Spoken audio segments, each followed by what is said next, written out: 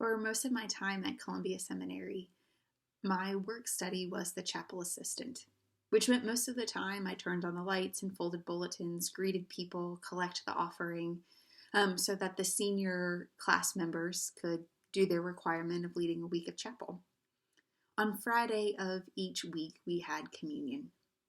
And for the first year I was the chapel assistant, I would venture out to Kroger each Thursday night and buy bread and grape juice and wine so that the elements and the table for the sacrament of the Lord's Supper would be there. But during my final year, we had some people come, colleagues, other classmates, join campus who had severe celiac disease. And so it was decided, because no one wanted to exclude anyone from God's table, that we would experiment with gluten-free bread. One of my classmates' wife volunteered to bake it, and so each week Anne would deliver a loaf of gluten-free bread.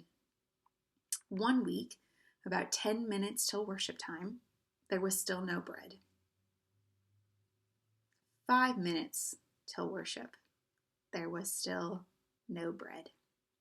I knew I had checked in with Anne earlier in the week and she said she'd make it, so I quickly checked my phone to make sure I hadn't missed an email or a text or a call about an emergency. As the clock continued to tick, I wondered about, could I get to the cafeteria to get bread that wouldn't be gluten-free? Could we do communion with a whole bunch of rolls? Did I have time for either myself or someone else to leave campus and drive through a suburb of Atlanta to get fresh bread? Again, it probably wouldn't be gluten-free. What were we going to do? I didn't have a backup plan.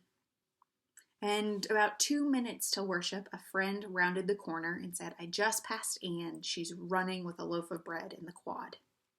So I handed off the bulletin duties to that friend and ran to meet Anne. And she was all sorts of apologetic about the bread machine didn't get started when she thought, "It's fine, I just gotta go." So I grabbed the loaf of still piping hot warm bread and ran back to the chapel. At the chapel doors, I stopped and composed myself and tried to catch my breath so I wasn't huffing and puffing in the sanctuary. And while the first hymn was going on, the opening hymn of worship, I slowly walked the bread in, put it on the set table, and made my way back out of the chapel area. It was quite an experience. There have been some other times where it's been close and we didn't have bread, but that was the most pressing one in my memory. And so much of that memory is entangled with the song, "Give Me Jesus," right? Because that's what I was doing. You can't have communion without bread, and we didn't have bread. What were we going to do? Give me Jesus. Jesus in John's Gospel says he is the bread of life, that we will not hunger when we pine after him as the bread. That season of seminary was particularly stressful. My family of origin was falling apart, states and states away. Dan was serving in his first position in South Georgia. We were engaged. We had foolishly planned our wedding for exactly 2 weeks after my graduation. I was trying to figure out which job I should take, trying to figure out what married life in a whole new place was going to look like. It was a very, very stressful season.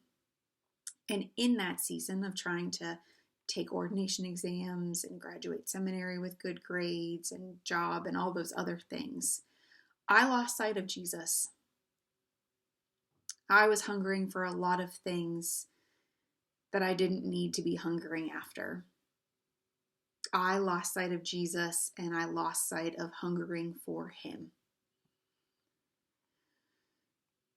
Because I made myself tailspin with all the other things that seemed more important than Jesus.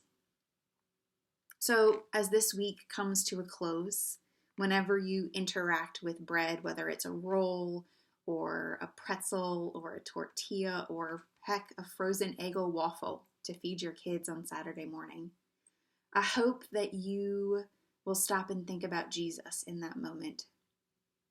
It might be just as panicked as a moment as it was for me on that Friday morning at Columbia's Chapel. Or maybe it will be peaceful and calm. But either way, take a moment and pause and remember that Jesus is the bread of life, and whoever comes to him will never hunger.